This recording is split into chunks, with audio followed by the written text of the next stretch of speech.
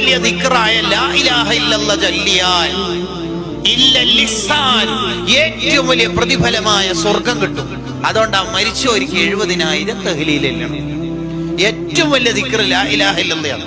അഫ്ളലു മാ ഖുൽതു അന വന്നബിയ്യൂന മിൻ ഖബ്ലി, ഞാനും എന്റെ മുൻഗാമികളായ അമ്പിയാക്കളും ചൊല്ലിയ ദിക്റിൽ ഏറ്റവും ടോപ്പ് ലാ ഇലാഹ ഇല്ലല്ലാഹ് എന്ന ദിക്റാണെന്ന് നബി സല്ലല്ലാഹു അലൈഹി വസല്ലം പഠിപ്പിച്ചിട്ടുണ്ട്. അപ്പൊ ഹൽ ജസാഉൽ ഇഹ്സാൻ, ലാ ഇലാഹ ഇല്ലല്ലാഹ് എന്ന ദിക്റിന് ഞാൻ ഇല്ലൽ ഇഹ്സാൻ, സ്വർഗ്ഗം അല്ലാണ്ട് വേറെന്താ കൊടുക്കേണ്ടതെന്ന് അല്ലാഹു ചോദിക്കണത്. അതുകൊണ്ടാണ് മരിച്ചവർക്ക് 70,000 തഹ്ലീൽ ചൊല്ലിയാൽ അവർക്ക് സ്വർഗം കിട്ടും, നരകമോചനം കിട്ടും. മരണപ്പെട്ടവര് രക്ഷപ്പെടാനുള്ള 3 വഴികളിൽ ഒന്നതാണ് അവരുടെ പേരിൽ 70,000 തഹ്ലീൽ ചൊല്ലൽ. രണ്ടാമത്തത് 1,00,000 തവണ സൂറത്തുൽ ഇഖ്ലാസ് പാരായണം ചെയ്യുന്നു.